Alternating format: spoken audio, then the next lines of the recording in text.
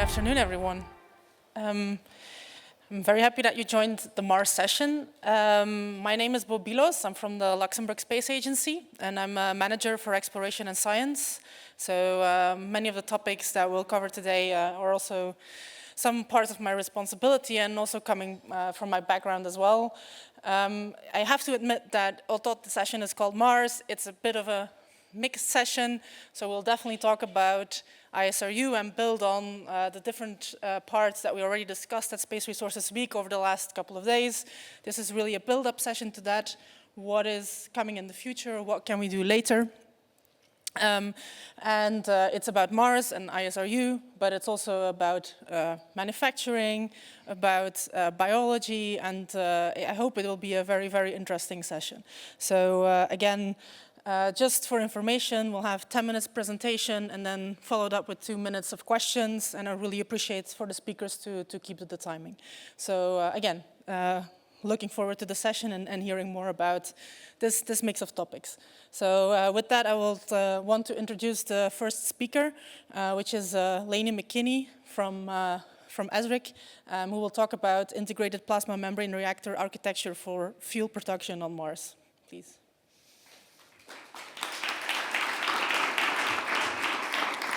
All right, can you hear me? Thank you.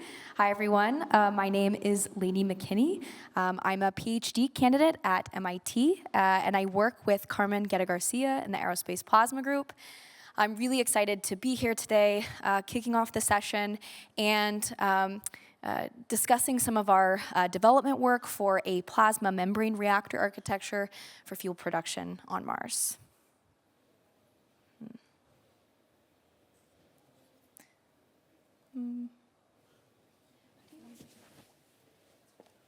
This one? Yes.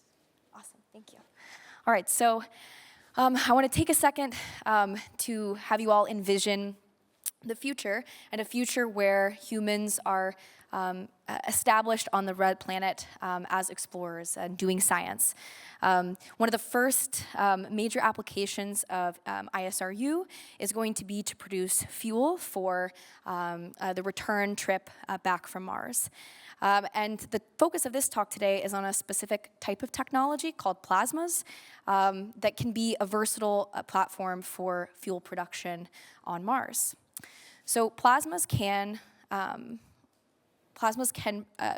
convert the CO2 from the atmosphere into oxygen for propellant, and the state-of-the-art systems achieve energy efficiencies of 8 kilowatt hours per kilogram of oxygen. But plasmas can also be used to lower the temperature requirements of the Sabatier reaction, which is used on the ISS for closed water loop, but can also be used for producing methane. So plasmas are able to effectively leverage the low pressure and low temperature ambient environment of Mars to produce propellants, oxygen, and methane. So they're a promising technology. The current challenge with plasma systems, though, is product separation. So first, we take a gas, in the case of pure CO2 conversion, CO2, and we apply an electric field. When we do this, we liberate energetic electrons, which then ionize some of the molecules, also dissociate some of the molecules, and then we produce this mixture of carbon dioxide, carbon monoxide, and oxygen. And this mixture needs to eventually be separated, will require potentially energy, and it's also actually a challenging mixture to separate with only a certain number of technologies that are available that actually will produce high purity oxygen required for propellant. So some of the considerations for plasmas include there's fast recombination. This is what makes this mixture challenging. It also can reduce the efficiency. There's also similar physical product properties of this mixture. So actually, some recent studies have shown that when you combine plasmas with oxygen-selective membranes, that there are some synergistic effects. So a recent study combined a glow discharge, which is a very simple plasma system produced with a DC power supply, combined with a solid oxide membrane. So this is what you would find in electrolysis. except for it's being used in an oxygen pump mode as opposed to a specifically electrolysis mode. And so this concept really is the CO2 is pre-dissociated in the plasma, and there's a mixture, and then that oxygen is transported across the membrane after being acted on by the plasma. And this study found a couple things. The first is that they found significant oxygen permeation was achieved through the membrane, even at low temperatures. So typically, solid oxide electrolysis requires very high temperatures, and this can degrade the material, but they actually found that they were able to lower the operating temperature of these membranes and still get a CO2 conversion. On the plasma, the conversion actually increased on the feed side.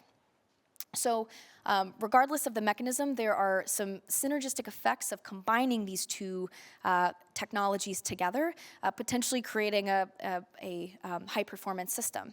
However, this is just a fundamental study, and so we need to move towards a realistic prototype system so that we can achieve that high performance.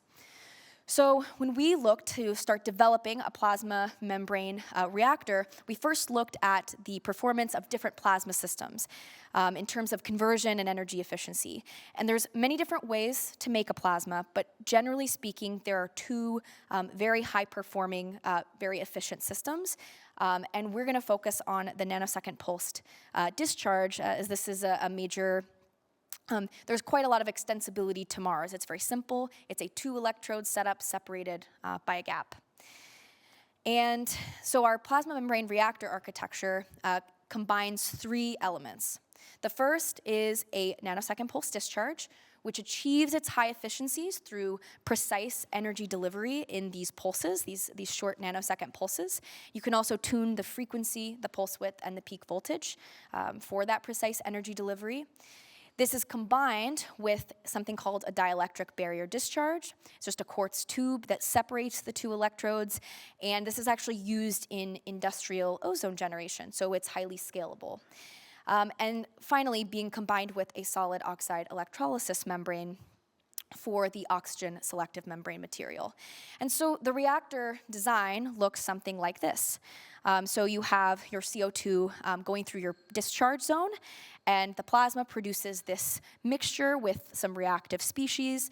It also, that then transports near the membrane, and the oxygen is able to transport that membrane. There's also a bias voltage similar to an electrolysis system applied across the membrane as well.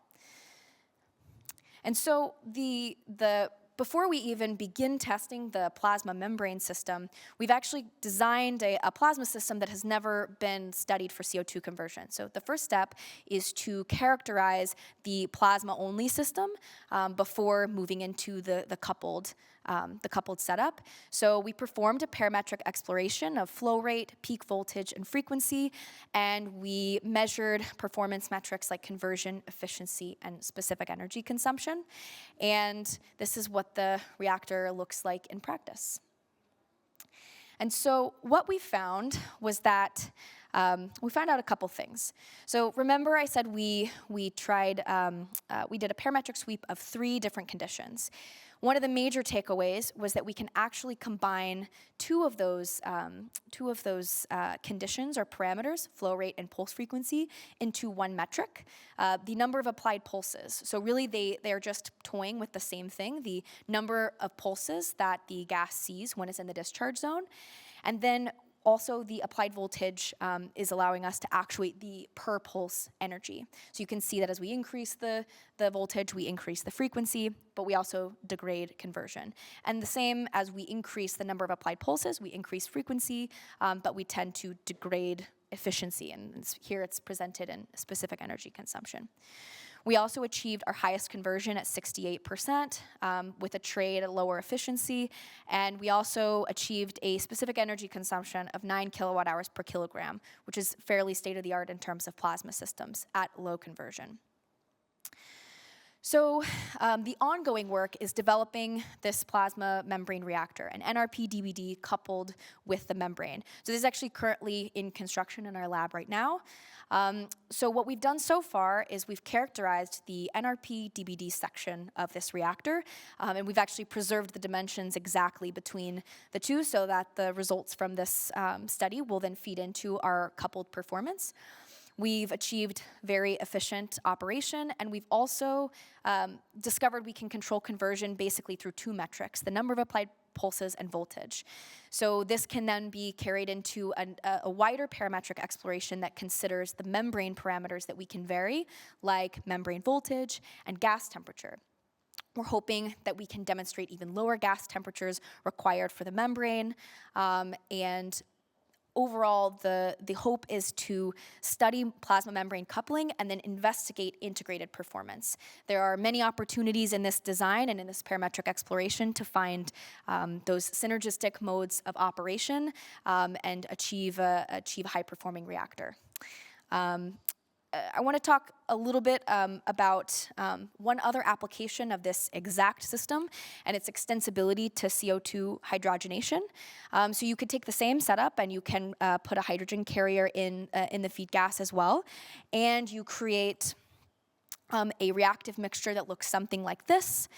And the question then remains, if we remove the oxygen from this highly reactive mixture quickly, can we actually shift the equilibrium towards the carbon products? Can we limit recombination and actually produce fuels in a one-step or two-step reactor? So this is an area of future work for us. All right, thank you so much. If you'd like to connect with me online, you can find my information there. I'm happy to take any questions.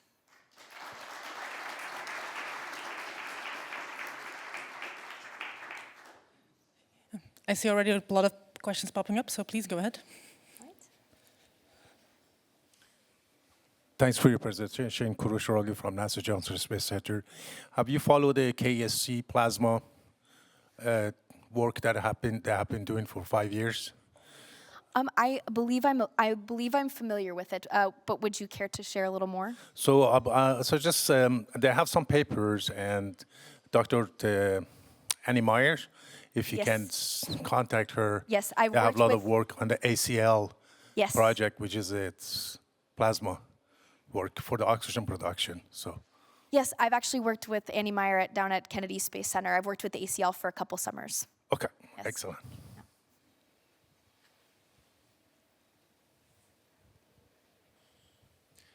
Hi, Lanie, Robert Lindner, European Space Agency.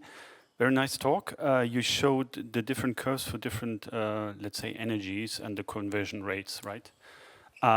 One aspect I might have missed is the residence time. So have you tested that? You may, at lower energies, have a higher conversion rate if you increase the residence time eventually. Yes, so actually I can explain a little bit more about that. So the the flow rate was actually varied and across several flow rates from 5 SCCM up to 100 SCCM. So changed the residence time. This is all at low pressure at Mars. So the residence time is all under a second, but I varied it considerably. The other thing that we changed is the pulse frequency, which actuates or modulates the number of pulses that the discharge sees when it is in that residence time. And it turns out those two effects are roughly the same. That's how we were able to combine them into this one metric, the number of applied pulses. So the residence time is part of the condition, but then also we can change the frequency. So it's also the number of pulses and then the per pulse energy, which is controlled by the peak voltage. So you already homed in on a sweet spot in this respect? Yes. Okay, Yes. good, thanks. All right. With that, I want to close the session. If you have any other questions, please talk to her after. And thank you very much. Thank you.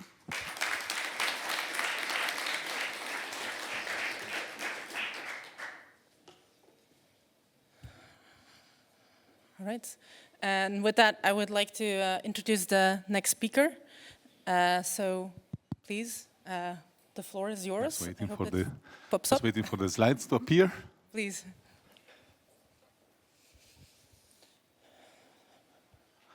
Yeah, thanks. It's a great pleasure to be here and represent the University of Bremen and the partner institutes. that have joined forces to create a consortium of about 60 scientists to work on a large-scale project which we call the Martian mindset. It will set the basis for an entirely new paradigm of engineering, in particular material engineering and production.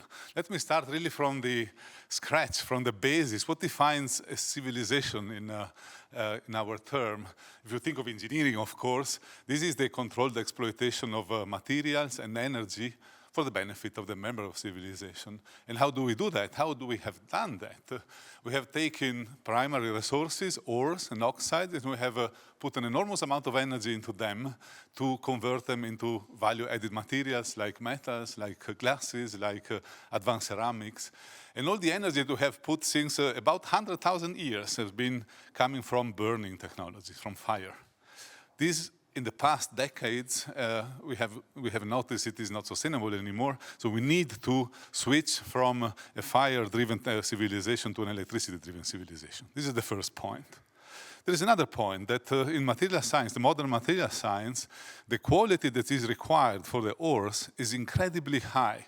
And even if iron oxide is everywhere in the world, everywhere spread, we use just a few localized sources that are then subject to geopolitical pressures, tensions, and dependencies.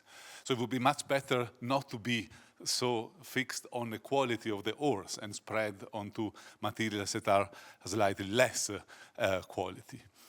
We have started exploring the possibility of mining or extracting resources from remote locations, which necessitates, of course, machine-operated and autonomous production sites. You can't send really a lot of people down there. You can't spend a lot of time freely in these environments. And even more, this is the case if you think of going to Mars and construct a settlement there. This is really remote.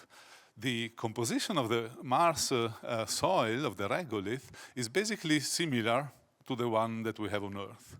And we have a different atmosphere, of course, that is with plenty of CO2, something that we have on Earth on a smaller scale. But what we don't have on Mars, apart from not having oxygen in the soil, what we don't have are fossil resources. So it's very hard to construct a civilization on Mars based on burning. It's basically impossible. We have to switch there to an electricity-based civilization, and this is what it is possible, in principle, using solar resources and the solar panels that convert electricity, and then using this electricity. But of course, it will be a little bit of a scarcity, let's say, based environment. We can rethink of how materials engineering can be done under this condition. This is why we call ourselves the Martian mindset, are non-negotiable constraints for a novel, let's say, production engineering paradigm. We have scarcity dimension of natural resources, electric power, human workforce, of course, and information that we translate into research objectives of creating organic compounds and metal compounds from fossil fuel-free synthesis technologies. We will then use them and develop process chains that use less energy than here and produce parts that are maybe not as perfect as here, but good enough to use in their particular application. We will create then production sites that are able to cope with the scarcity and uncertainty of the products and are remotely operated. In order to do so, there is a basis of having a digital representation of the entire process chains, which is also one of our objectives. A bit more in detail of some of the objectives. So, thinking of the sources of material, starting from the Mars resources, then there will be an initial step of beneficiation that will be taken upon by a talk by Mateo just a few minutes later. And then with this regolith, we can create new materials by means of electrochemical technologies. So especially molten salt electrolysis, but also the use of microbial fuel cells to produce, for instance, also plastic materials. Photoelectrocatalysis is also very much in the focus of our endeavors. What we want to achieve is a fundamental knowledge of the low temperature transformation driven by electricity to produce raw polymers and raw metals that will be definitely impure, will be much different from the ones that you know here, and then requires an entire new chain of processing, of manufacturing to be converted into parts. This is the second research objective. So we will rethink how to do primary shaping, handling, functionalization, joining, in terms of what we call elementary process units that can be flexibly adapted in order also to minimize the overall consumption of energy. And we'll really rethink how to cope with impure materials on the left side, and then produce parts that are maybe a little bit not perfect, so good enough to use in their application. It could be, for instance, as a demonstrator, the production of a rover wheel. We have seen many rovers today in the coffee break. The production of those parts also require rethinking. So we need a production facility that is largely autonomous, that involve both human agents, but also AI agents, robots, machines that are able to communicate together. So the process here is not only understanding engineering, also understanding the way of communication between different agents, also the way of exchanging information in terms of minimum amount of information that carries the maximum understandability. There's something like semantic communication is in the focus of our cluster. So here we will develop a robust information exchange method and decision-making process to then create an automated and adaptive production by joint human-robot teams. And finally, as I said, we have the necessity of developing for each of the elementary process units a digital representation in terms of physical and chemical understanding, but also in terms of process simulation, in terms of simulation of entire production chains. This will be done on the basis of knowledge graphs that are basically AI ready, if you want, first in the separate areas and units, but then combined in an entire common knowledge graph. And with that, we will be able to predict the performance of reactors, of parts, and eventually also to plan the entire production facility, having understood the basics, the chemistry, the physics, the thermodynamics in the primary conversion of resources. Bremen is a great place to do that. It's a city of space. There are not only large players like OHB, Ariane Group, and Airbus that are involved in many of the major space activity in Europe and worldwide. There are also ArcelorMittal, that is a steel producer that would be interested to move into electrochemical processes and can take upon the technology that we developed there. And we have something like 140 private companies and 20 institutes in the aerospace engineering sector.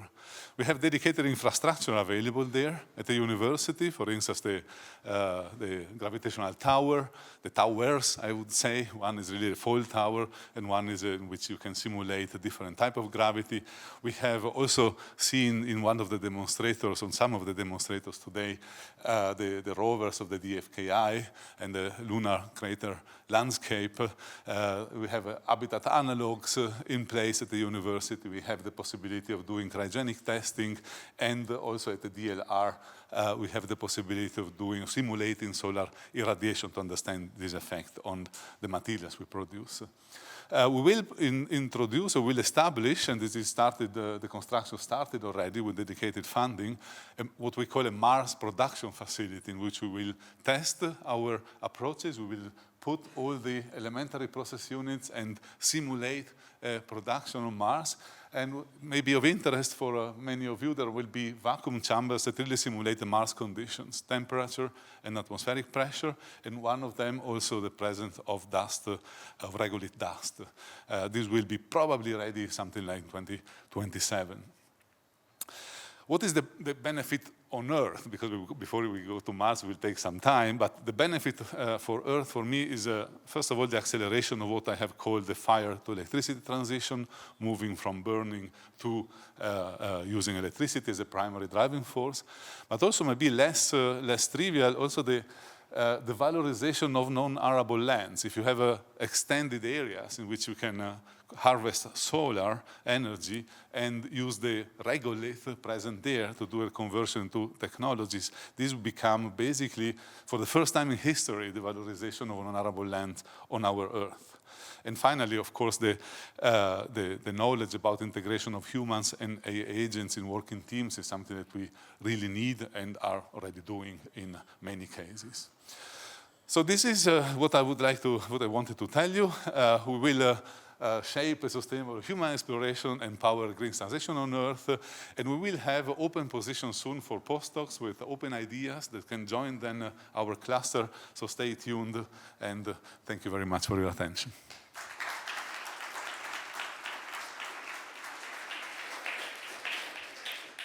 Right, thank you. That was lovely. Questions?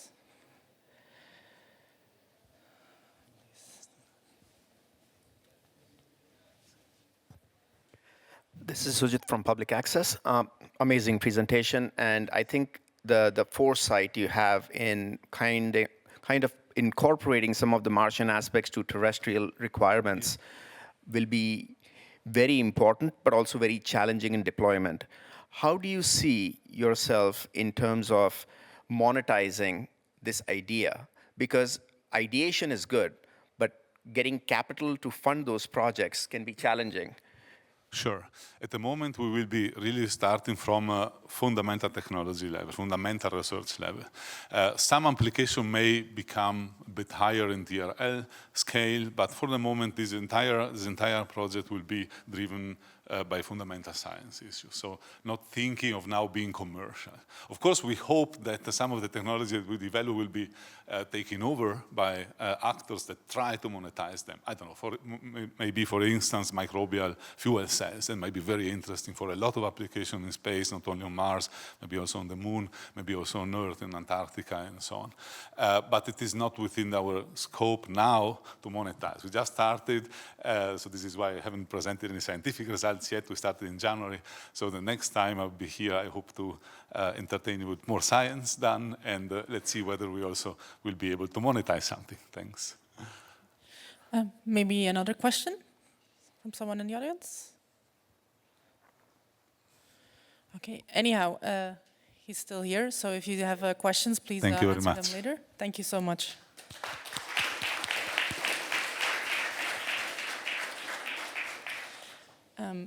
And with that, I would like to introduce the third speaker of today, which is Emily Pilstl from Oxyon Energy. Please.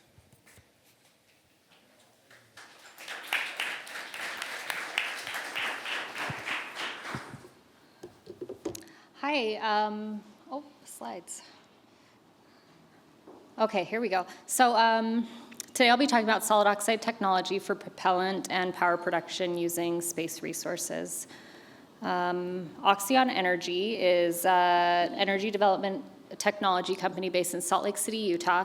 We focus on solid oxide electrochemical systems, but we also specialize in autothermal plasma reformation, catalytic reactors, and then provide end-to-end services for our engineering team. Our business focus is on industrial decarbonization and sustainable fuel production. We have a 25 megawatt in-house solid oxide manufacturing capability that will go online in 2028. And we love working on space. This is one of our really fun projects. So we're all here. This is an ISRU conference. We know how expensive it can be to launch mass from Earth. So we're focusing on using solid oxide electrolysis to manufacture propellants from the Martian atmosphere and water.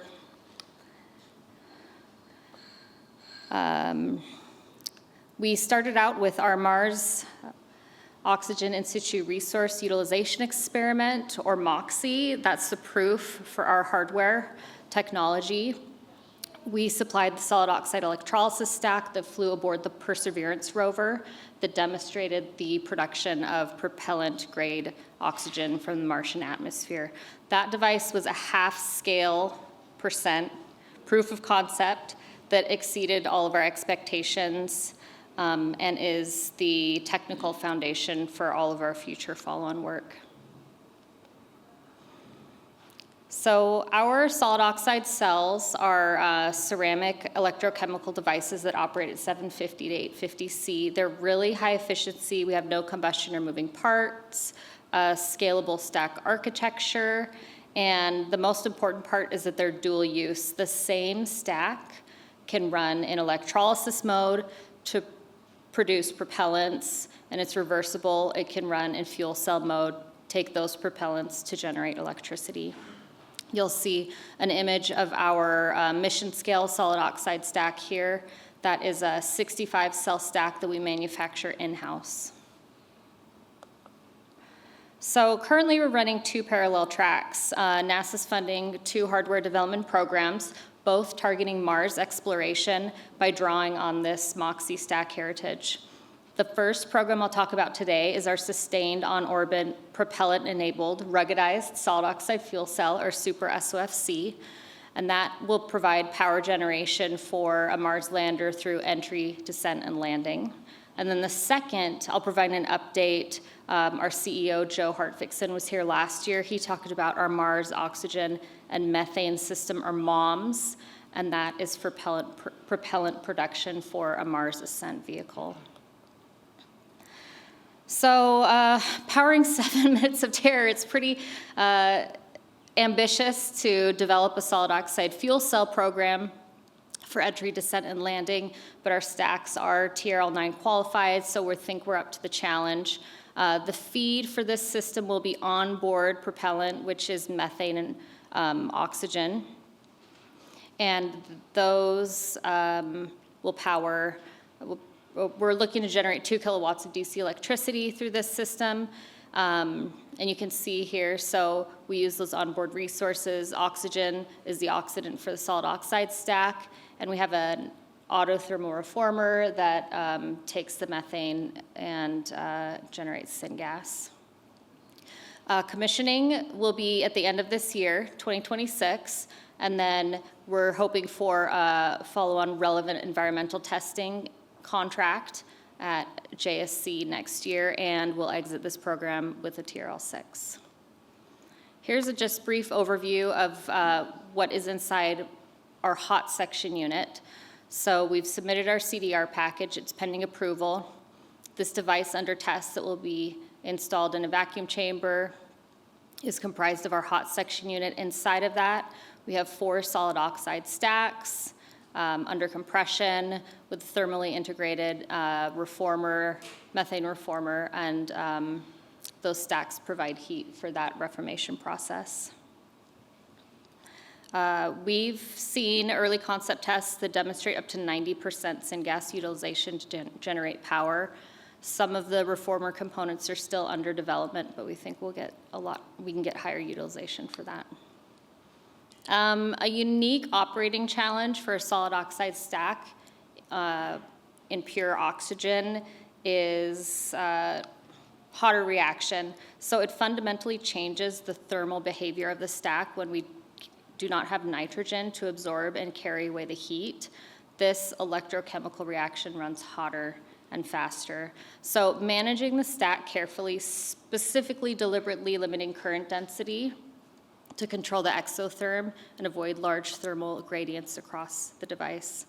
This is a solvable challenge and one that we are actively working to resolve.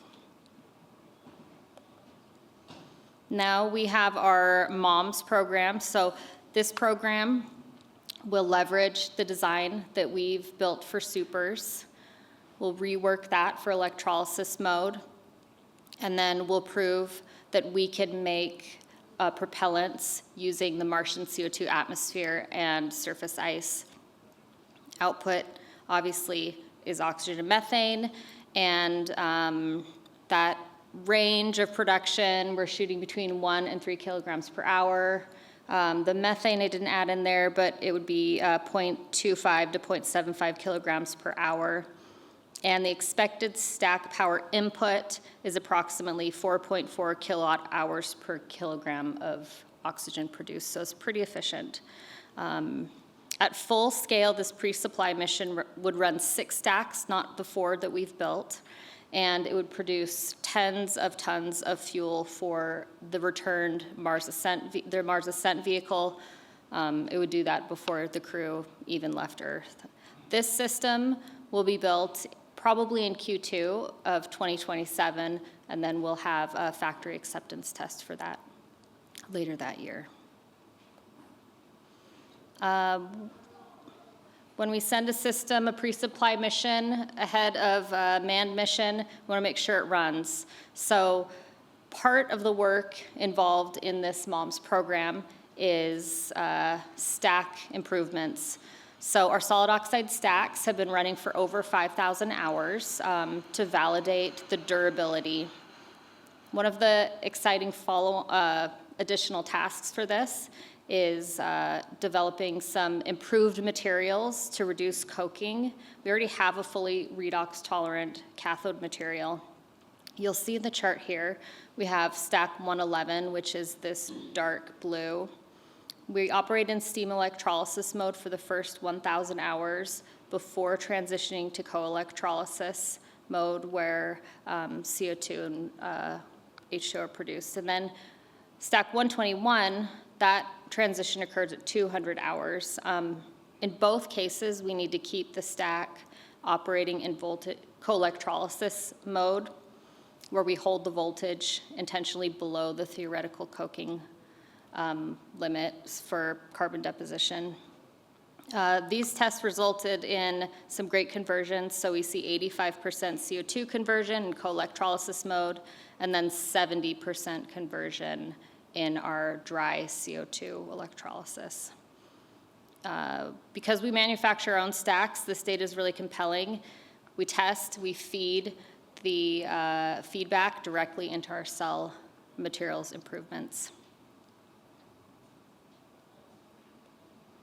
Okay, so we're going from demonstration scale to closer to mission scale. All year we have our heritage stack. We've improved that. We have our new stack materials that will work better, more efficiently on Mars for propellant and power production.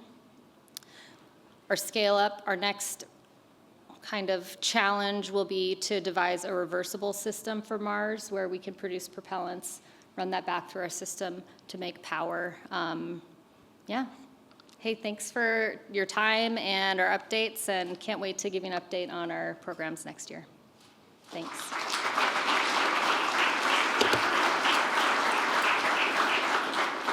All right, thank you so much for this. Any questions from the audience? All right, here's the mic already. Thanks a lot, Emily, for the nice talk, Robert, Isa. Concerning the coking is an obvious issue, obviously. Are there any other mechanisms of deterioration you have observed in the stack? Coking is really just the main issue. We've said our analysis predicts that theoretical coking limit. With this new material set that we've spent the last year developing, we've exceeded that theoretical baseline. But if we push it even higher, we lose efficiency gains. So by operating at, there's an optimal operating condition. If we exceed that, there's really no point in getting any higher conversion. Okay, but you have not seen any changes in the morphology of the membrane or of the, this is stable? It's very, very stable. Okay. Really, it's beyond our expectations entering this program. We made so many materials developments with our team that's been together for almost 30 years and shocked all of us, really. And like in the, you showed the graph of the current versus time for the two different stacks. If we can maybe have a quick look at that, and then you see the sharp drop, and this is mostly due to the coking? So there isn't any coking on these stacks. We have a redox tolerant stack. So the drop is degradation. Every stack goes through a period of degradation or burn-in period. Yeah. We, our degradation is less than 5% per 1,000 hours. We're working to minimize that through a new NASA materials development program that will boost performance and reduce the mass of our stack. But a lot of it is noise, but what you're seeing is the steam electrolysis mode switching to that dry CO2 electrolysis, which isn't as efficient as steam electrolysis, and that's why you see that drop. Okay, thanks. All right. Okay, sorry. Amy, if you Karush allow is our me. technical advisor on this program, so he's So- better. So during the during the MOXIE development, we recognized the electrodes, the coking was the issue. So we had to run the MOXIE below the certain point. So as part of that material development, we funded the redox tolerant type of material development. It was during the SBIRs to phase 1 and phase 2 and phase 3, which increased the tolerance of the stacks from the coking. That's what those high percentages, 70 to 80% comes from that. So you still can get coking, but if coking takes place, you can actually reverse that coking because of the redox tolerance. So that was, an additional material development is required, but that's what Amy was talking about. So. Thank you, Karush. All right. Thank you so much. That was really impressive. Thank you. We're going to move on to the next speaker, which will be Paulina Govea-Alvarez from Vito and Ghent University. So please take the floor. The microphone is here.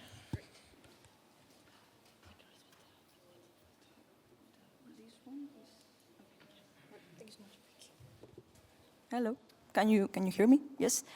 Thank you everyone to be here, and all the previous presentations already established a bit foundation on what is happening on Mars and all the alternatives that are being, all the perspectives that are presented for at the single or a single or different challenge that is presented on Mars. So I'm part of Ghent University and Vito in Belgium, and I will just tell you in this presentation, what I've been doing recently for low temperature electrolysis of CO2 conversion for Mars in situ resource utilization to produce CO and simultaneously producing oxygen.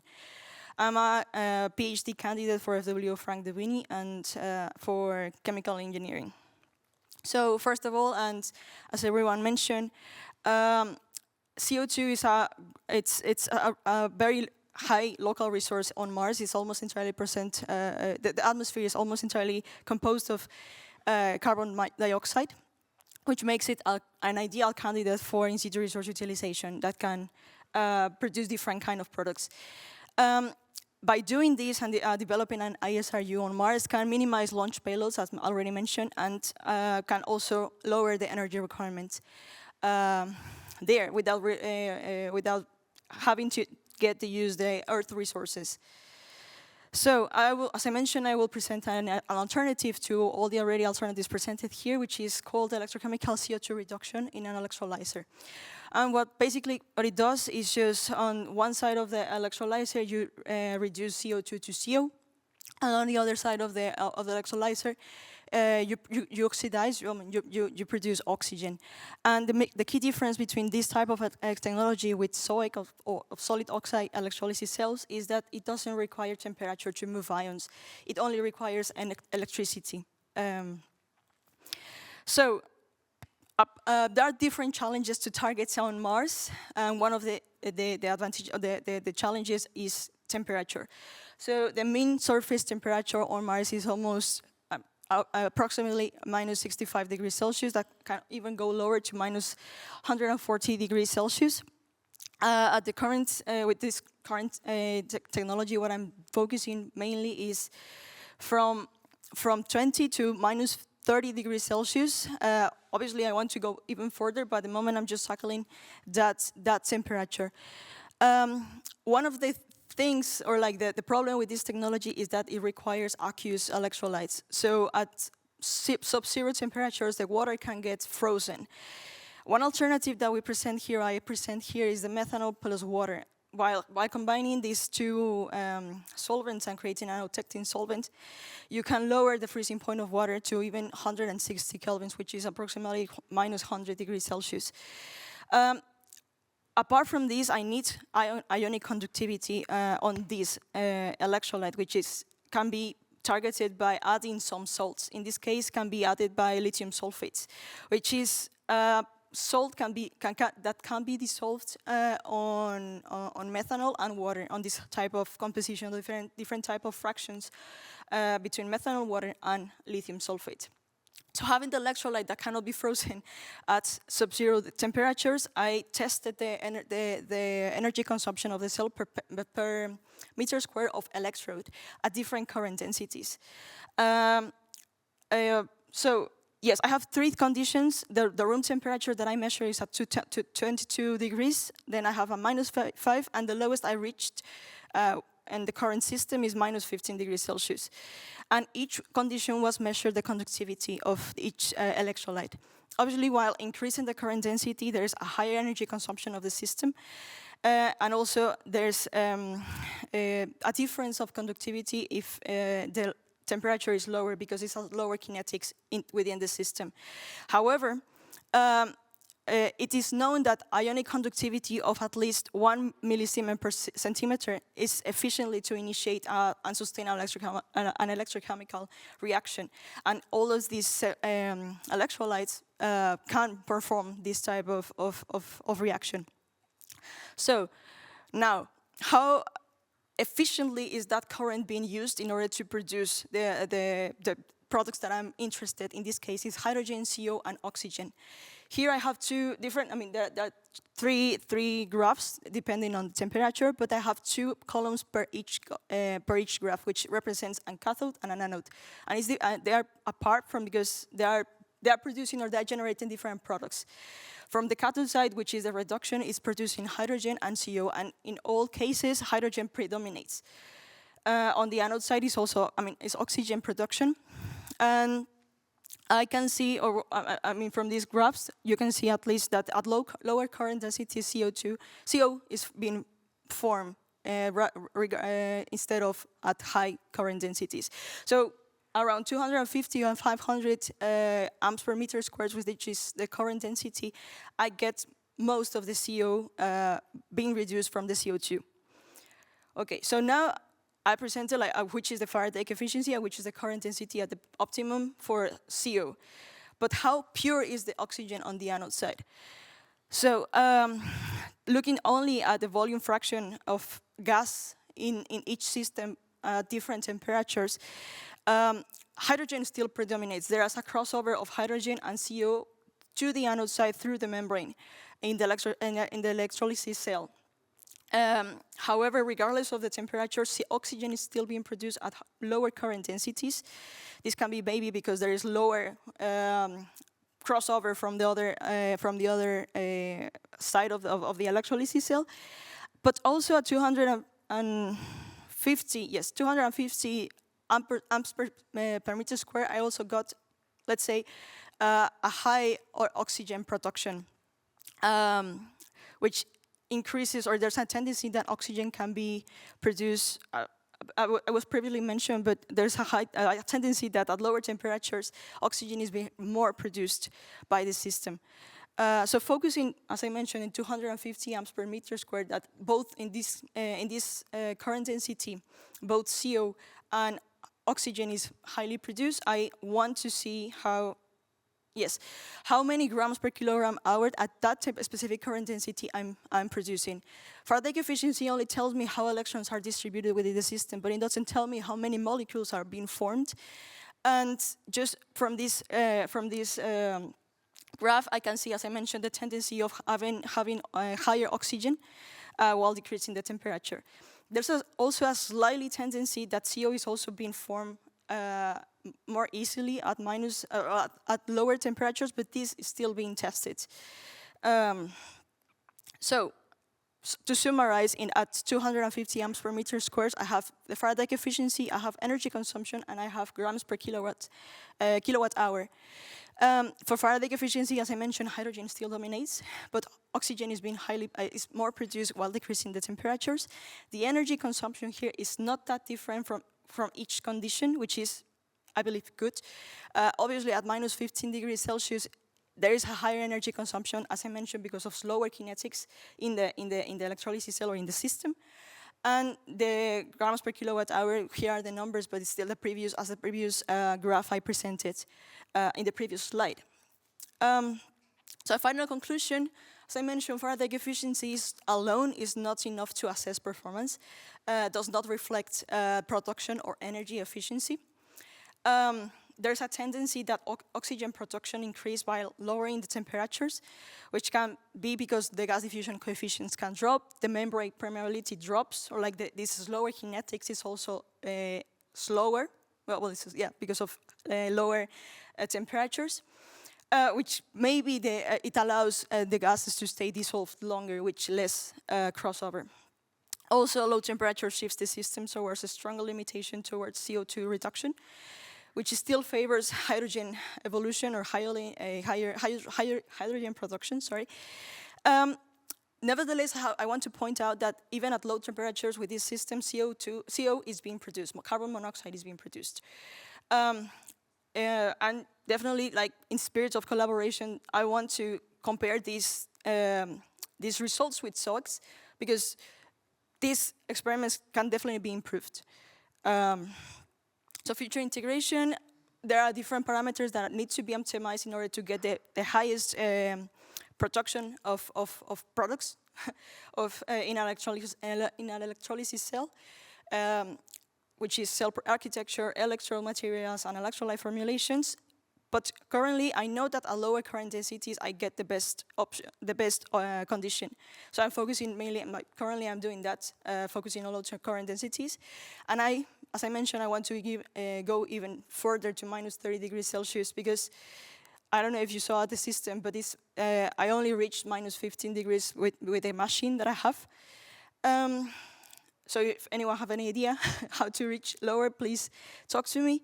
And my PhD also involves CFD simulations, computational fluid dynamics, because there are not too many parameters that can be performed in the lab, which is definitely useful. And some acknowledgements, at the top, there are my supervisors from Ghent University and Vito, and some people that has helped me as well in the lab. Thank you so much.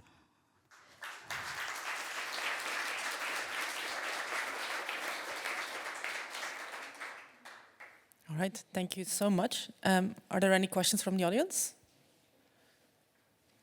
Hi, thank you for your talk. I was wondering about one thing.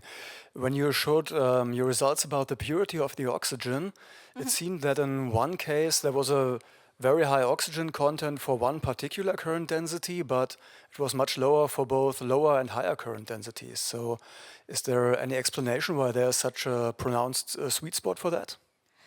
Yes, I see also that at -5, compared to -15, there are some differences. I was expecting that at -5 probably it can be even better than for -15. However, I think that this, as I mentioned, this is still being tested, because this is something that I haven't seen in any other literature. Please correct me if I'm wrong, but I haven't seen any. But maybe at lower temperatures, at this current density, as I explained, probably there's less crossover from the other products, which all the energy or all the electrons that are being removed from the anode, which is they go to the cathode, because they are in the cathode they are reduced, in the anode they are oxidized. Probably there is no parasitic. This is called the parasitic. I forgot the name. There are no more other processes that are going on in this specific condition. So that's why there is a high peak of oxygen that is being generated compared to the other temperatures or systems. Thank you. Yep.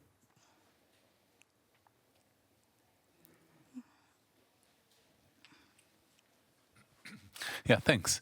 Out of curiosity, in the direction of going to very low temperatures, can ice be used as a solid-state electrolyte, maybe, under some conditions? I have no idea.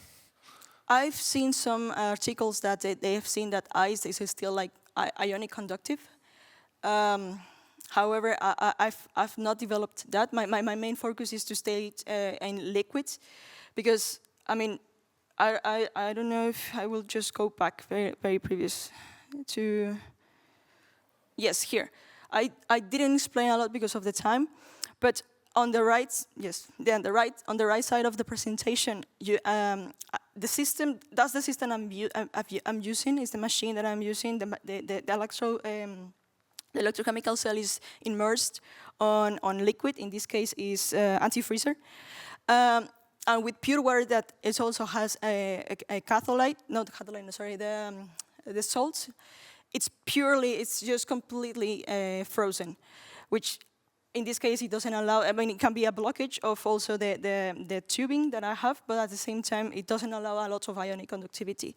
However, at the bottom side of the picture, that's the catalyte I'm using, which is methanol and water with salts, and they are not frozen. I don't know if you can see, but there's a slight, there's a bit of ice in the tubing. So that proves that still, like I tested that this electrolyte is at minus 15 degrees, but it's not been frozen. So far, this is the best condition I found. Yeah. All right. Okay. All right. Thank you so much. Thank you. Thank you so much.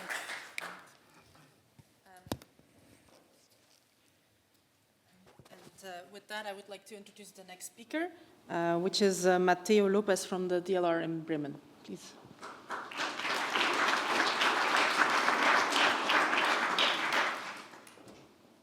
Yeah, so hello everybody. So I'm Mateo, Rejon Lopez, and I am at the group of DLR Bremen. So basically what I want to introduce to you and present to you is an idea that we had, an idea that now I'm developing further through my PhD journey. So more in particular, I think all of you have already seen this graph. So we're going to the moon.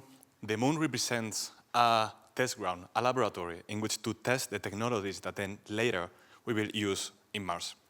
However, there are some substantial differences. As we have seen before, Mars is not the same than the moon. And one of the most important differences, and that we want to exploit, is the presence of an atmosphere. A thin atmosphere, but existent. And the thing is that this atmosphere, as you can see here, it's already doing a lot of work. It's taking regolith here, it's picking it up somewhere, moving it somewhere else, etc. So then, as we, within the Martian Mindset initiative that Lucio presented, we think of establishing a civilization on Mars, then we need to deal with this regolith on a production way, not only grams, but with tons. So then we ask ourselves the following question. Can we effectively utilize the Martian atmospheric gases to collect, transport, and sort the regolith? How are we going to do that? For transport, pneumatic transport. So we have a pipe, we have some air, some CO2 from the atmosphere that is compressed and carries the material. We have, maybe the idea of using air classification. So that is, there is a curtain of regolith that is firing from the top, and there is some air, some CO2 that is coming from the bottom. And that one picks up the finest material. Or maybe also a pneumatic excavation system. So we go, we suck in the regolith, and then some material gets picked up. This sounds kind of familiar. Yeah, we are speaking about sending a vacuum cleaner to space. So yeah. Then, how did we approach this research? So first of all, we carried out a theoretical analysis in which we used the current models for each one of these processes and then applied Martian conditions to it. And then we performed a trade-off study. What this looks like is that using specific metrics for the theoretical analysis, in the case of pneumatic excavation, that is, what is the pickup velocity that we need in order to take the material? Or what is the conveying velocity that is needed in Martian conditions? And also, if we want to separate the material according to different particle sizes, what is then the great efficiency? How good can we perform this separation? So through the theoretical analysis, we got the feasibility. We saw if what we want to do is possible to be done. And through the trade-off, we see if it is competitive, if it does really make sense. All the code that was used will be made open source in a publication that we're preparing. Then, going particularly into the case of the simulations for collection, we saw that it's feasible, something that can be done. Then the required power is more or less 5 to 14 watts, according to our simulations, which lays well with the Phoenix lander robotic arm that was consuming something similar. And we took as a benchmark for subsystem power budget in Mars. Also, achievable throughput can be between 200 and 900 kilograms. However, we had the hopes that this collection could be useful to only pick up the fine material. So basically, we are getting then only the finest material, and then we combine collection and also beneficiation, size sorting. However, as something that can be there, the finest particles are very subjective to cohesion due to their size and van der Waals forces, and they remain stuck to the bed. So if you want to pick the smaller ones, basically you're picking up everything at the same time. Then we perform the trade-off. Doesn't look too good, but yeah, basically the mechanical system outperform the ones of this area of the numeric excavator. Still, it can be an interesting solution as it does not have any moving parts, and then it's well suited to pick up regolith that is already loose, laying on top of the surface. Then, how about transport? In order to transport material through a pipe, then 3 conditions need to be fulfilled. First of all, the material needs to remain suspended in the gas flow. Second of all, if any material happens to fall out of the gas flow, it needs to be picked up again and carried out. That is the saltation condition. But also, all the flow that goes in there needs to be turbulent. So close to the walls, there is no spot in which the particles would settle. Then that means this turbulent flow condition means that bigger diameters of tubes, of pipes, are required. It's also something that can be seen in this distribution of the required power and the pipe diameter for different particle sizes. Okay, so how does this look compared to the other technologies? Does not look too good either. And then what is the thing? However, if we look at complex geometries or like vertical transport, short transport, there may be some beneficial applications in that. It's also like complex routing. Those are things that can be carried out. Okay, the final one, the classification aspect. So a classification is feasible under Martian conditions. We can use the CO2 gas in order to separate the particles into fine material and coarse material.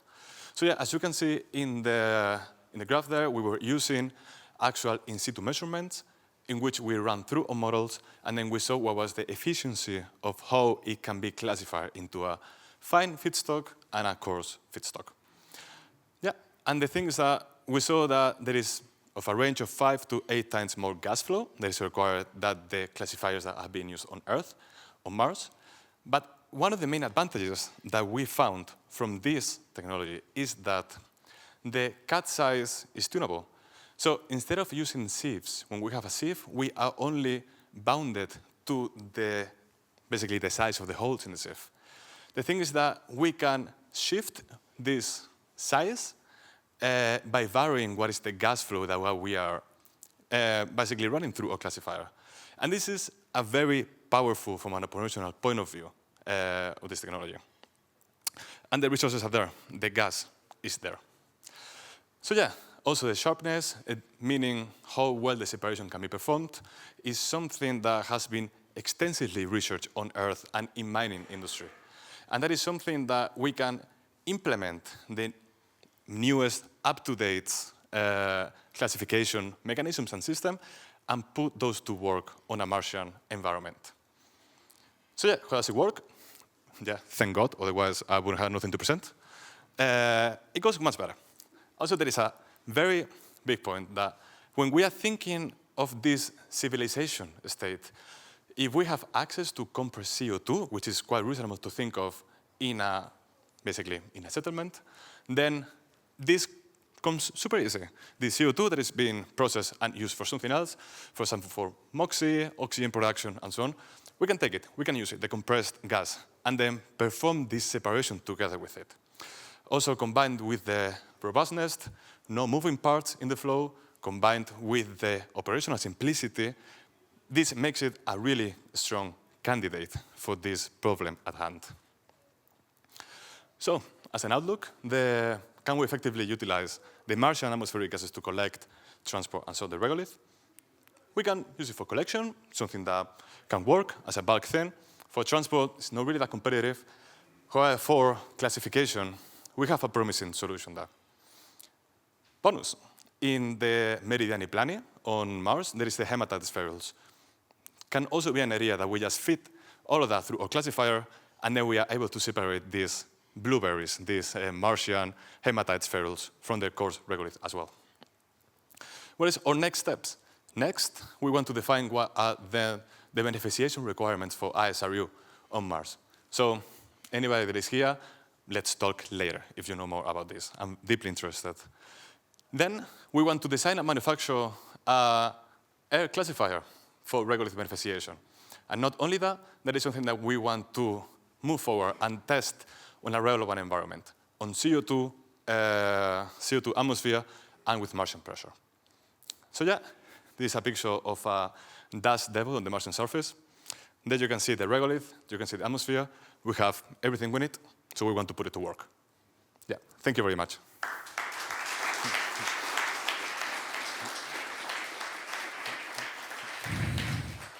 Okay, that was extremely insightful. So any questions from the audience?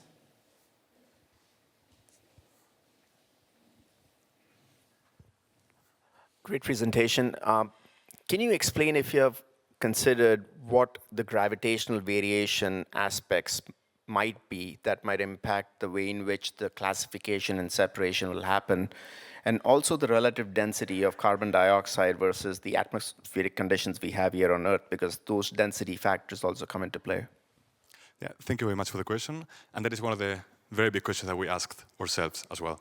So first of all, with the CO2, it has a similar dynamic viscosity to the air on Earth. So in regards of the difference of species, the difference is not that substantial. However, for the gravity indeed, as we are looking into the air classifiers, that means that the particles are going to have a greater residence time on the air classifier, on the vertical tube. And that also is something that improves beneficiation in a way. Then the particles are basically on the gas flow for longer, so the mixing of the particles on the flow allows then for the gas to find the smallest ones that then they can pick and collect.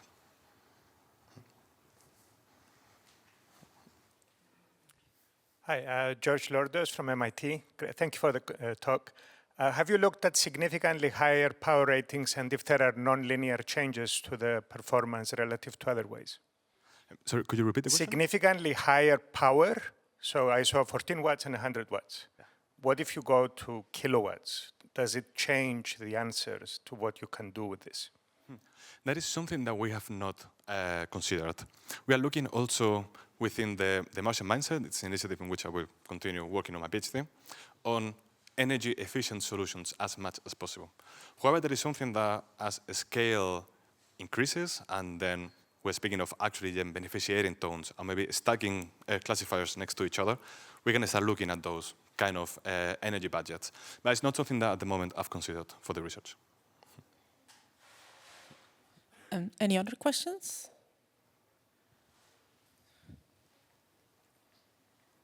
Hi, thank you for the nice talk. Lanie from MIT.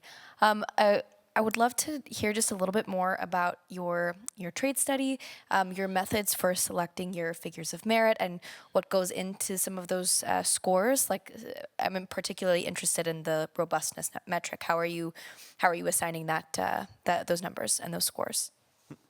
Yeah, thank you very much. For that, we took great inspiration from a paper from Kevin Cannon, in which he already performed basically a trade-off study comparing different transport systems for lunar applications. In there, basically, he defined robustness by the amount of maintenance that is required for the system. Is it daily, weekly, or monthly? And according to that, different scores were assigned. We also look at an operational index, so meaning how do the different operational aspects of dealing with this technology affect it? Meaning, is it autonomous? Does it require any human influence or any monitoring at all? So yeah, we can talk later for sure. All right. I would suggest more discussion. One comment. Sorry, my apologies. Hey, it's okay. It's crucial argument at NASA. So I understand your process, what you're proposing. So when you're going back to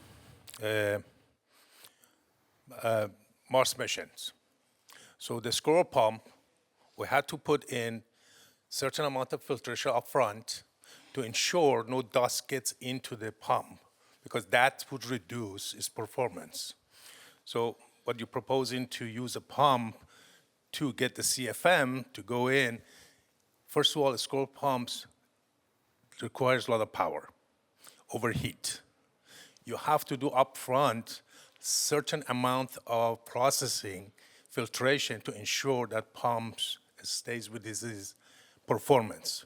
So after looking at that and scaling up the process, it requires a lot of power. So the question in your trade is, I would suggest to look at it from the scalability.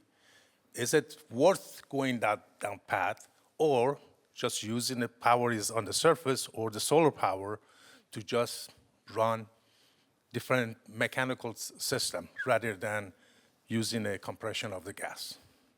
Food for thought. Yeah, thank you very much. Also, another point that we are investigating, and then we aim to do that with the test on the vacuum chambers, is how much of that compression is needed, or maybe just by using a blower that just picks up the atmospheric gas, is that sufficient to beneficiate? That is something that we aim to look at in order to have a better idea of what is the minimal power scenario. The 6 torr is works against you. 6 torr atmosphere, you cannot use a normal blower. So it has to be a compression mechanism. All right. Let's a little. All right. Thank you very much for the presentation.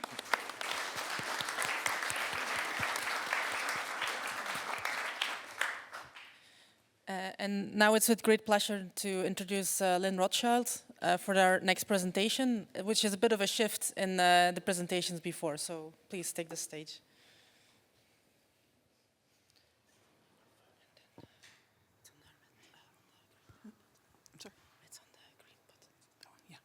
Thank you. I've gotten to the point that I think that I start every talk by saying, and now for something completely different. And if you laugh, it means you do know Monty Python. So today I'm going to give you a totally data-free talk. Instead, what I'm going to do is try to sell you a vision with a technology that's very different and underrepresented at this meeting. There's no question there are lots of resources on Mars. There are gases there, there's radiation, there's energy, there are minerals, metals, there's going to be spent in spacecraft, there's water. And most of you have been presenting technologies with an on-off switch that work to some extent or work extremely well or perhaps don't work at all. And I'm going to present to you a completely different technology that's in this black box.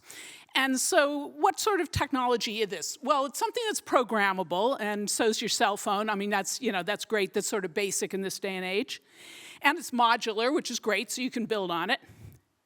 And it's self-replicating. And at this point, people at NASA headquarters sort of put down their phones and say, what, self-replicating? Because I don't know about you, I never wake up in the morning thinking that my cell phone is replicated during the night. And even better, it's self-repairing. And it's just got all these other really great attributes that you can't possibly meet with something else that has an on-off switch. For example, built-in solar cells, dormant with minimal energy input, no use of petrochemical energy, evolvable, and by the way, there are already about 10 million variants available.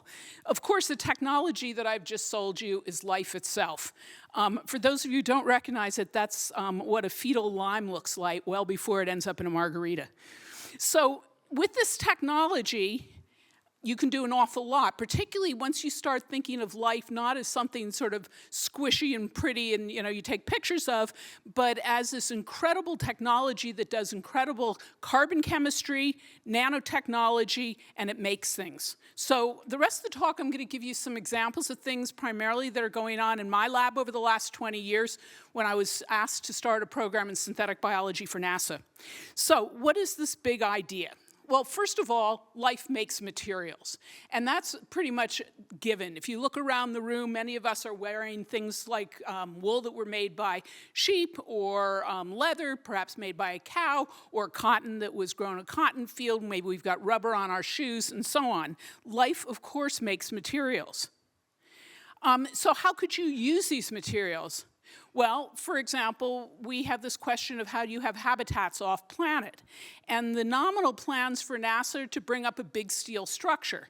And so you're talking about 29,000 kilogram habitat. Now, the way the Apollo astronauts did that is they lived in their own spacecraft. And that's fine if you're the first person to be on the moon or the second or maybe the 50th or the 100th for a few days. But this is not going to be acceptable if you're expecting people to live for long periods of time and work on the moon, and certainly not for long duration missions to Mars. And so we believe that there is a much better way to do this, and for that we've turned to fungi. Not actually mushrooms, even though our project's been characterized as mushroom houses, but in fact it's the filaments that are found below the ground. If you've ever digged in your garden and you see these white filaments binding together the soil, that is exactly what I'm talking about. These are hyphae that form what's called a mycelium, and they're very good at eating and they're very good at binding materials.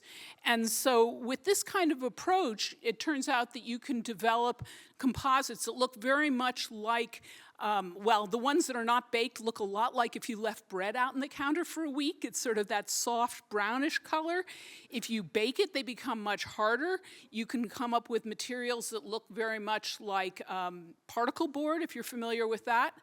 So there are all sorts of things you can do, and unlike wood, you can grow into any shape you want. And so what our concept is, and here's an illustration from the main architect on our project, Chris Maurer, is to fill an inflatable with dried fungal mycelia and something that they can eat, ideally in the end, algae, which are sort of my background, having the algae convert the CO2 in the Martian atmosphere to oxygen with the water being put locally sourced, and then having that as the food material for the fungi to grow and then fill this inflatable, providing some radiation protection, providing thermal protection, providing acoustical and biophilic components, as well as helping to protect from micrometeorites and so on and so forth. So this is a really exciting concept. We recently won an award at MIT for this, and we're now on what's called a NASA Innovative Advanced Concept NIAC Phase 3 on that program. So what about mining? There are certainly a lot of metals that we need. Metals are very bad in terms of upmass, and so it would be ideal to get them there. And I've seen some presentations in the last few days of suggestions of how you could pull metals out. I'm at an age where I don't want to go through the periodic table one element at a time. I want to be one and done and go on to the next cool idea. And so it has occurred to us that the proteins in your body bind metals. Over 50% of the proteins in your body, in fact, bind metal. Over 50%, did I say 15? Over 50%. And so this is the kind of specificity that we could take advantage of, besides which there are a lot of other biomolecules that bind metals. I mean, think about it. The hemoglobin in your blood is binding iron right now. You don't wake up in the morning and have your hemoglobin say, well, you know, it'd be kind of fun to do cobalt today. It doesn't work that way. You wouldn't be alive right now to listen to me. So if we can take advantage of that kind of specificity, think of what we could do. And so to cut to the chase, we've developed a system which we have a paper and a patent on, where we decorate fungal mycelia with proteins that at one end bind to the fungi and at the other end can bind to whatever metal you program them for. And so now you've made a filter that you can actually grow in place and tune to whatever metal you want. And so that, you know, again, we're extremely excited about the potential for that. Going on to another project that's been primarily led by a former student of mine, Simon Vecchione. He wanted to build a radio transmitter in my lab, and that's something that's well beyond my capabilities. And so he talked him down to the fact that DNA, it turns out, although normally the guanine binds to cytosine and the adenine to thymine, if you have a cytosine-cytosine mismatch, you can incorporate silver. And in a very simplistic way, I think, well, DNA is a long strand. If you can now put silver in at any given place that you want, you can make wires. And by the way, you can do three-dimensional nanotechnology that's self-assembling with DNA. This is something that Simon's really run with through his PhD and his postdoc, and we can electrify it. And by the way, yes, we have certainly noted that there is mercury on the moon, and that if you have a thymine-thymine mismatch, you can incorporate mercury, and we have a little bit of money from NASA, from the Mars Campaign Office, to look into that. So that's a project we call BioWires.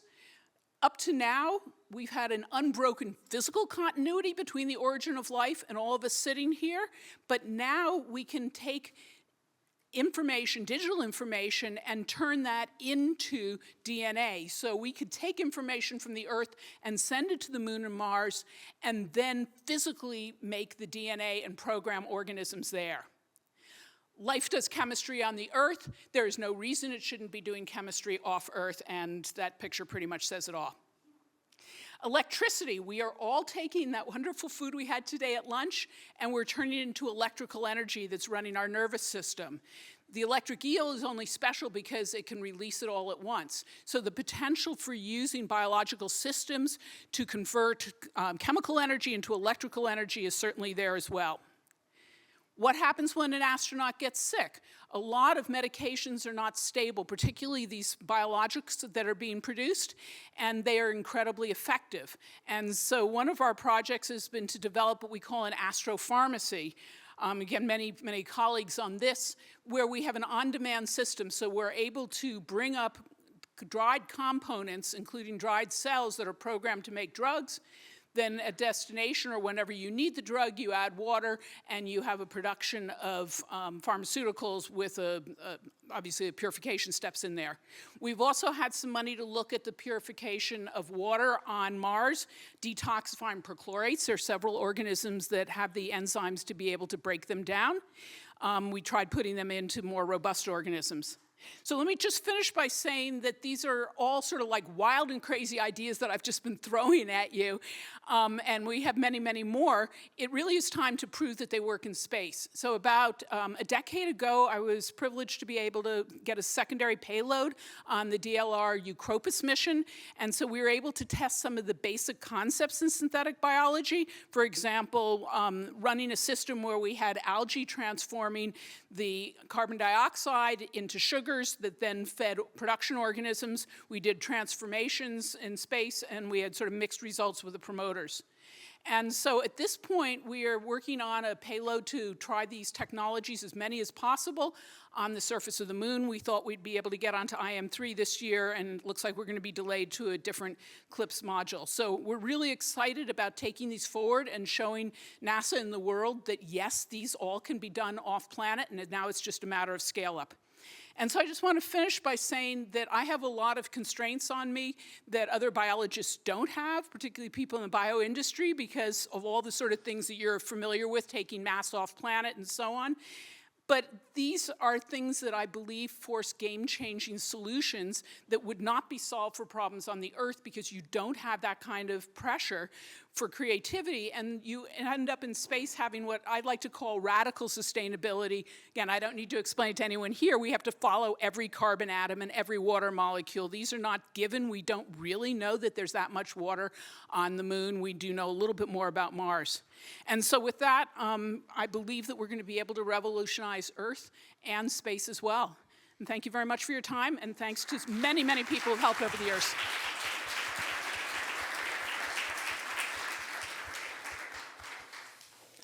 That's an extremely challenging feat that you took on with biology. Any questions from the audience?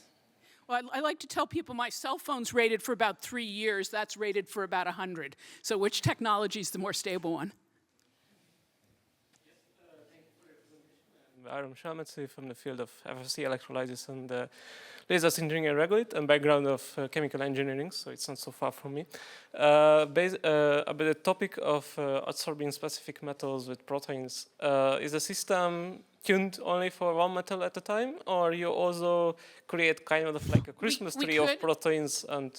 We could certainly tune it for multiple metals. So what you're doing is taking molecules and attaching them to the outside of fungi, and I believe our patent covers cellulose as well.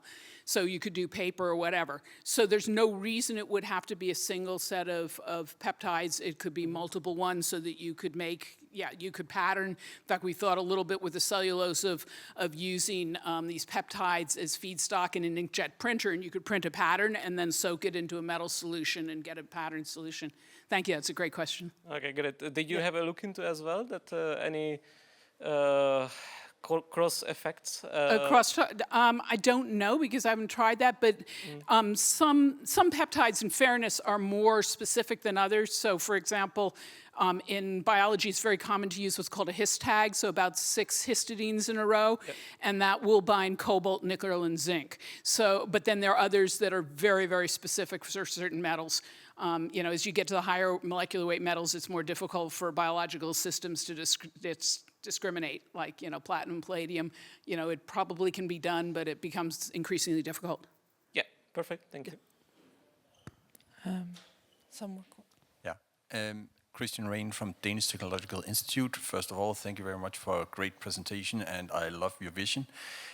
What is your, thoughts on the potential for contamination on the Martian environment? Now That's fair enough, because I don't have time in 10 minutes to explain that actually before my life as a synthetic biologist, I've been very involved in astrobiology.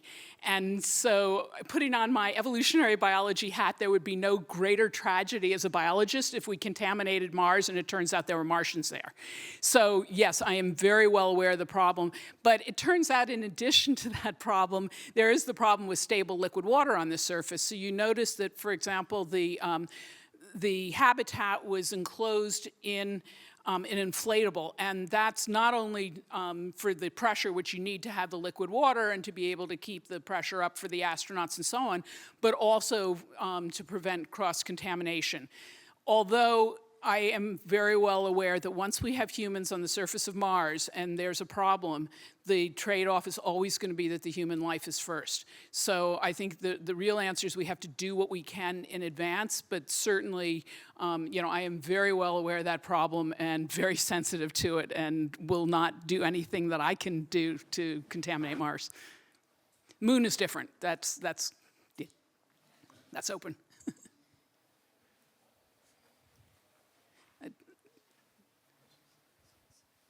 Thank you for this fascinating vision. I was wondering, in terms of mycelium used to create shelters on the moon, how would they respond to ionizing radiation, and how are you planning on being resilient on them doing what they're meant to do if some changes happen? I love that question. Thank you. There are a couple of ways I can answer that. First of all, there's a certain amount of shielding in the inflatable itself. However, it turns out that there are fungi that produce melanin, which is a brown pigment. We have it as well. There are many organisms that have it. And there is a fair amount of evidence that it can help protect from ionizing radiation. I'm feeling, I would have given you a more definitive answer 6 months ago because we did a test at Brookhaven National Labs with one of these bricks that had a lot of melanin in it and one fungal brick that was not melanized, and there was an enormous difference. It almost 100% absorption with the melanin. We tried the same brick 6 months later and we got very waffly results, so we don't know if it was the beam at Brookhaven because they changed it or whether it was a problem, because we and others have published papers from ISS experiments and so on. So we are sort of focusing on the idea that melanized fungi should help. Now, ultimately, you probably don't want everything living in there. At some point, they're going to die. It really doesn't matter. I mean, the wood in your walls, you don't expect it to be still alive. At that point, it's dead. And so, for example, I know this is a Mars session, but for the lunar example, what I'm ideally thinking is that we grow it during the lunar night, and then during the 2 weeks of the lunar day, we let it passively bake, which will change its material properties, and then we're set. Then we have sort of a set house. But there's always the possibility of putting in some live feedstock to fix cracks and so on. So you had that sort of option as well. But I don't think I'm as concerned about that living. When you see the algal component constantly recycling water into oxygen and so on for the astronaut health, that we would want to have continually living. But the fungal part, we wouldn't necessarily. Does that help? I've probably taken up more than my fair share. Yeah, exactly. Thank you so much for showing that biology is will be needed for exploration. Thank you.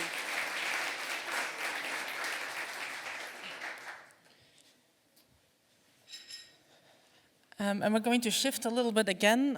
It's a pleasure to introduce Yassir Ben Dahou from the Politecnico di Milano on this topic.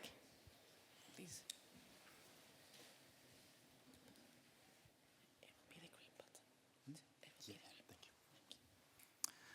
Hi, everyone. It's a pleasure to be here. I'm Yassir Ben Dahou. I'm a PhD student from the University of Milano, from the group of Bianca Maria Colosimo. And my PhD is co-founded by the European Space Agency and Thales Alenia Space. And I work on manufacturing of regolith-based material with laser powder bed fusion. So why does it matter? Because we saw that we will go on the moon and we will stay there, so we'll have long mission, and we will need, therefore, to use all the resources that we can, and the most abundant one is the regolith itself, but however, it's really hard to process, especially with laser powder bed fusion. So just really quickly, a research framework on my parallel ongoing activities. So we have the first one, which is from the parameters to functional components, so the optimization of the lunar regolith simulant. The second one is working with reduced regolith, so the feedstock obtained from the extraction of oxygen. And with this feedstock, we want to analyze and understanding the material behavior, the potential of this material, and the processability. And as last one, we have also developed a new spreading system that is designed for really complex powders like regolith or also recycled metals. And this system here is different because it's compact, the powder, and it has a spreading from with a mobile hopper that can also spread really fine particles, so that can be really useful because we can use also really fine dust. So for today's presentation, I will focus on the first one. Just some context. So we know regolith, it's really heterogeneous and complex material. It is composed of really different oxides, and it has a different behavior from metals. So when it's interacting with the laser, we have a lot of porosity, we have cracks. The flowability of the powder is really poor due to the non-spherical shape, and also the flowability of the powder is really poor. So there are many authors in literature that were able to print lunar regolith with laser powder bed fusion, but they had this issue, and therefore they had a lot of instability that limits the usability of this powder.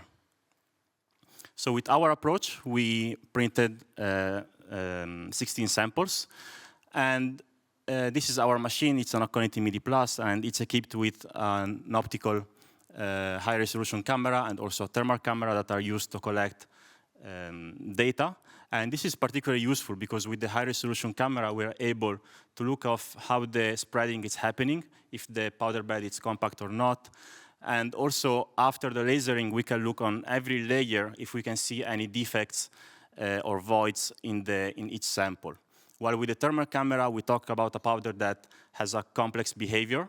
And so it was really important for us to look on how the cooling and all the thermal profile of the samples were happening and were changing layer by layer.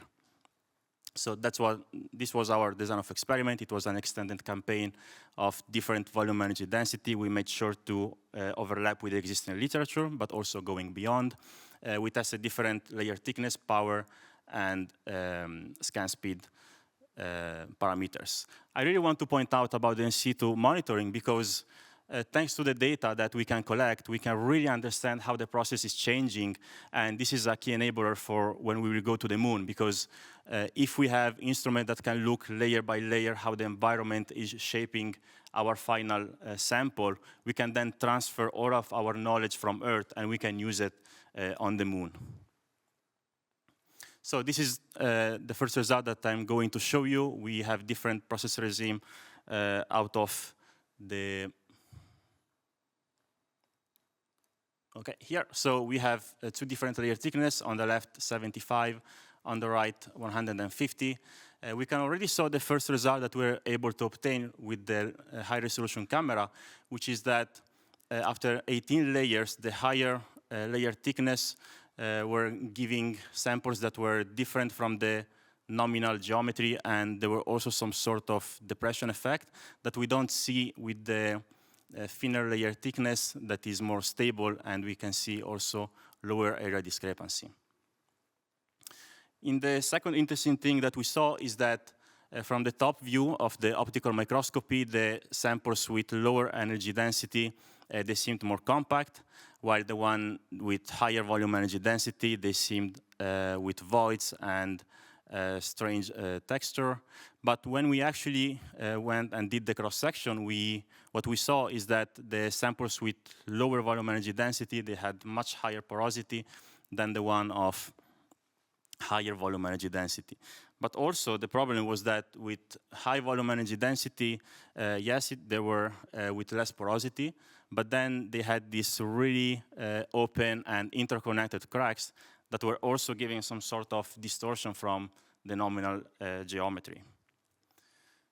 From the thermal camera, what we saw is that from the first layer, before lasering the bed, we can saw it's on ambient temperature, but then layer 10, we could see that even before printing the bed, it's still warm, it's still hot, and so that means that the real energy that we're giving, it's actually higher than the nominal energy that we're giving to each of these samples. For confirming that, we have taken some regional interest for every sample. Here we have an example of a low, medium, and high volume energy density.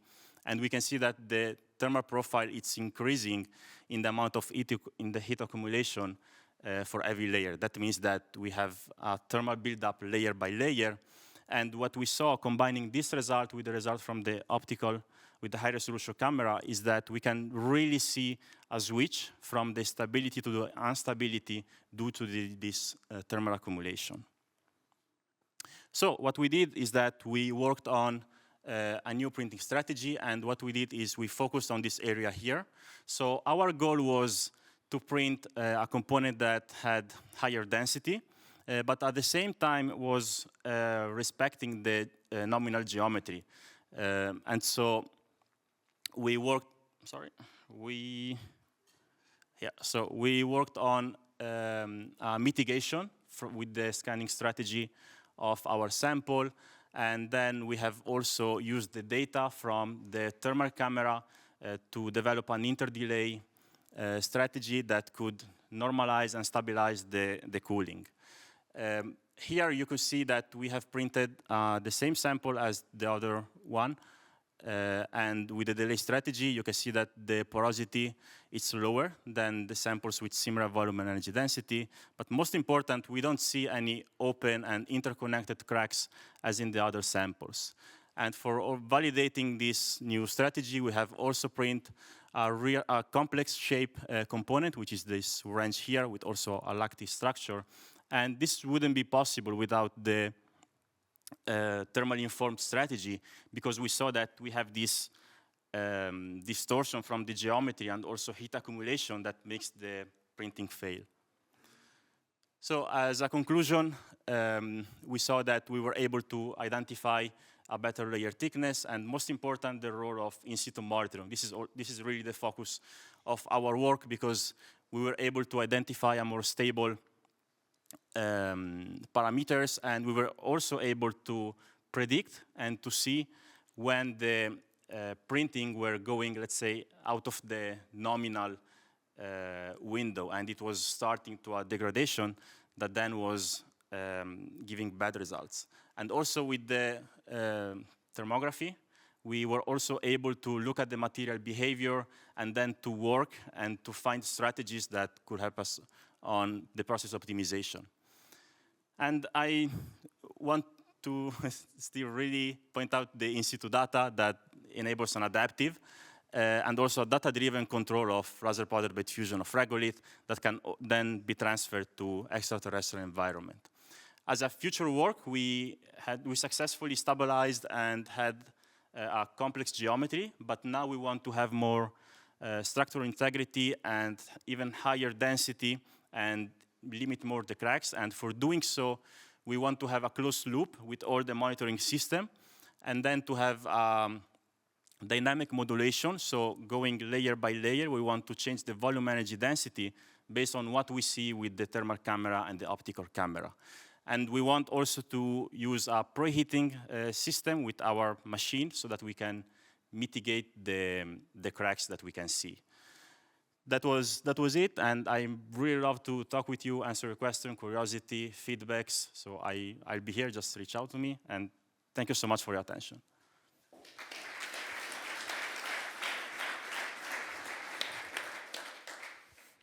All right. Thank you. Questions? Great presentation. This is Sujit from Public Access.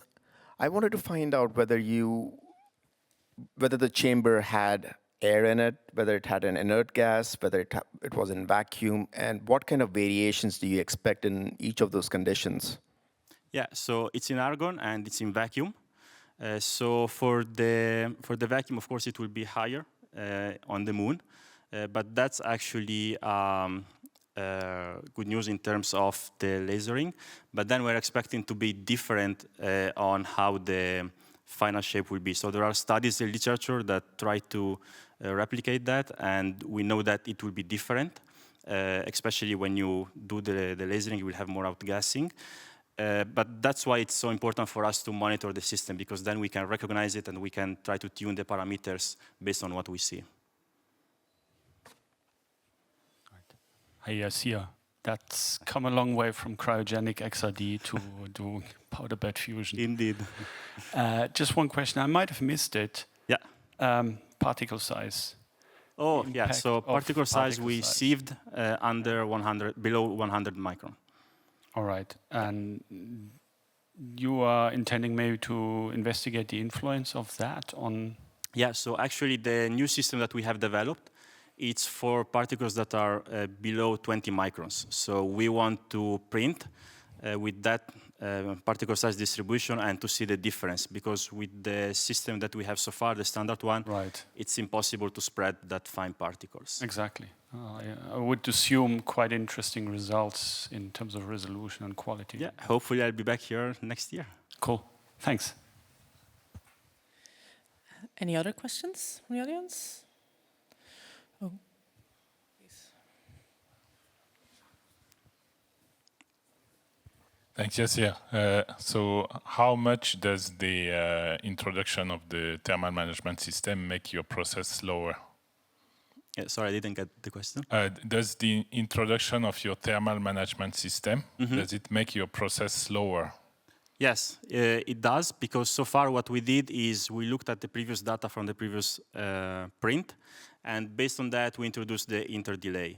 But what we want to do now is we don't place any delay, but we lower the volume energy density. So if we want to have a nominal energy, and we know that the bed is still warm, what we do the next day is that we lower the energy that we give to the sample, and that in this way we're not going slower. Okay, thank you so much for your presentation. Thank you again.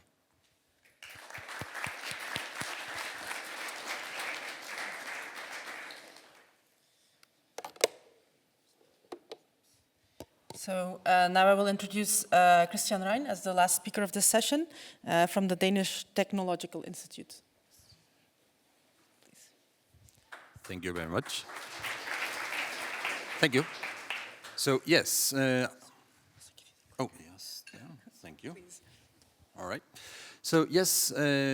I'm Christian Rein from Danish Technological Institute from the Center of Functional Materials, where we are working with various kinds of nano micromaterials to make electronics primarily.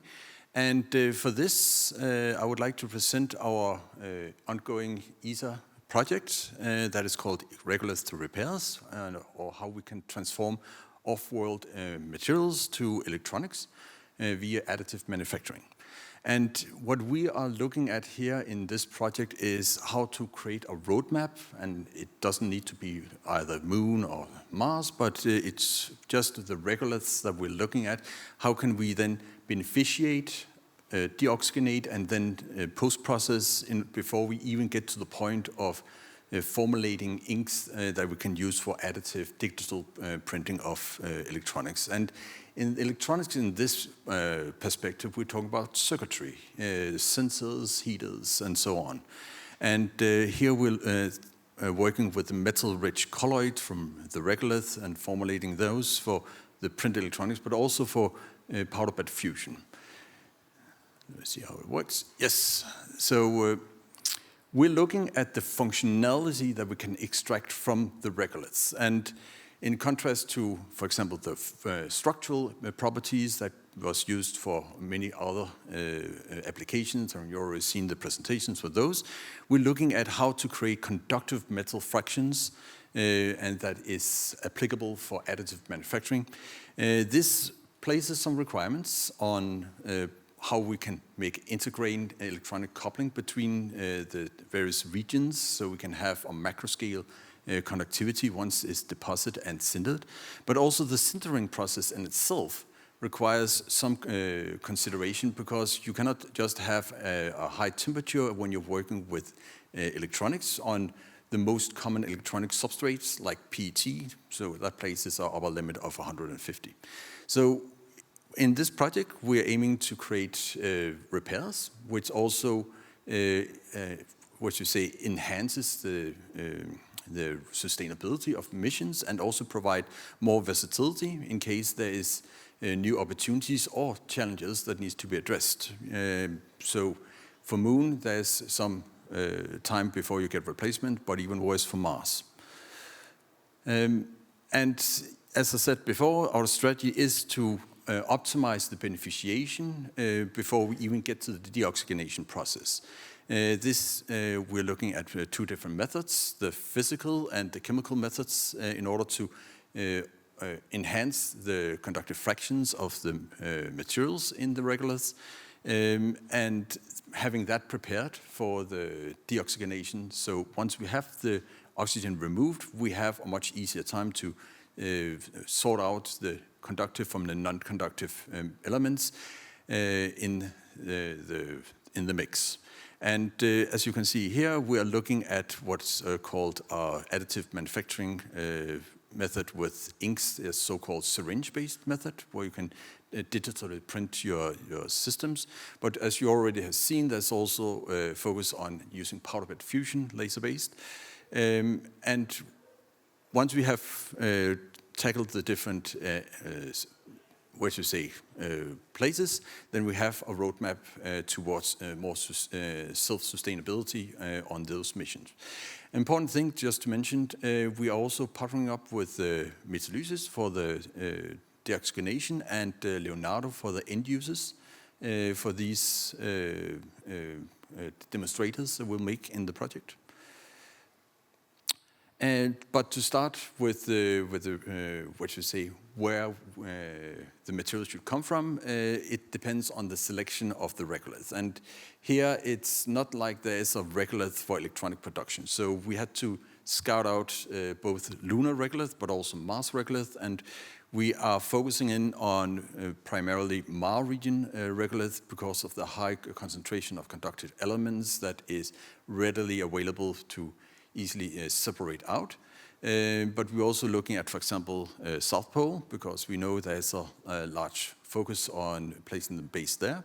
But for the Mars, we are taking the regolith that's simulating the Jezero Delta version.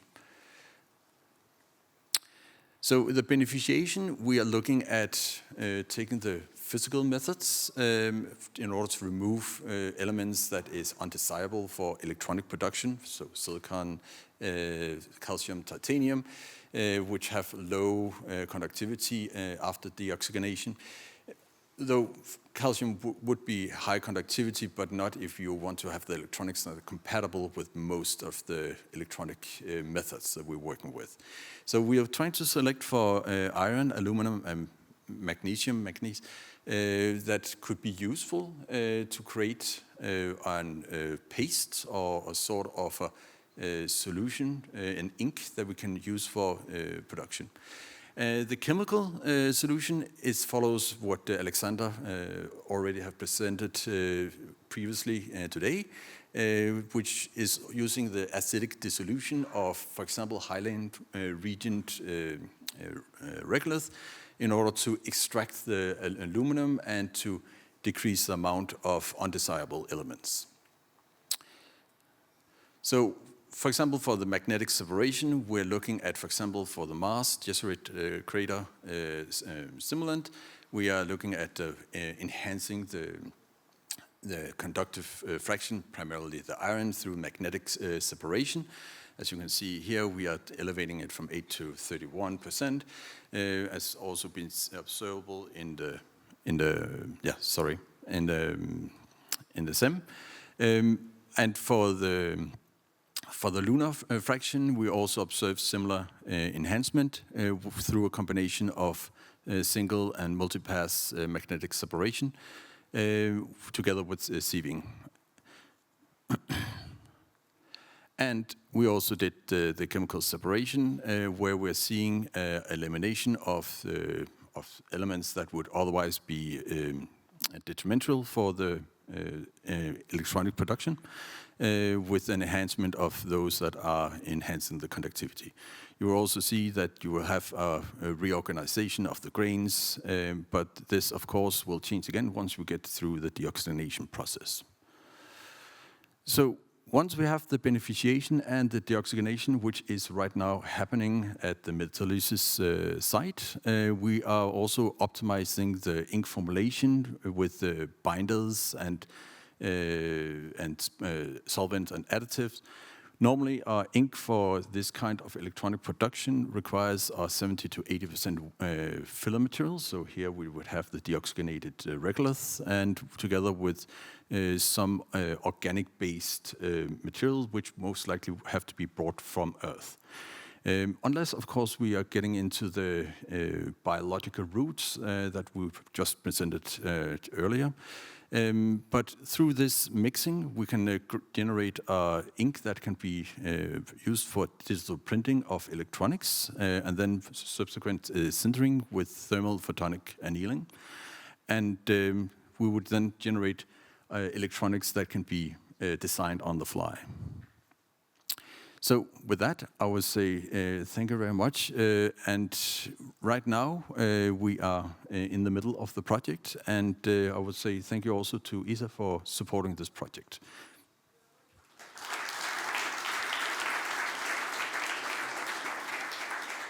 All right, thank you so much. Questions from the audience? Everything clear? All right. So have you looked into the environmental resistance of your printed ink in the environment of use, things like moisture absorption, temperature, cycling, etc.? So when you're making electronics like this, and it needs to be, depending on if you need it in the ambient environment inside the base or you want it to outside, there needs to be some optimization, that's true. And normally you would have a coating layer on top of electronics in order to safeguard it against oxidation, for example, in order to promote a long lifetime. That might not be necessary if you put it out on the surface of whatever plantoid you are working on, but inside you would most likely have some kind of overlayer to safeguard it against oxidation. So yes, that's one of the elements that also needs to be addressed.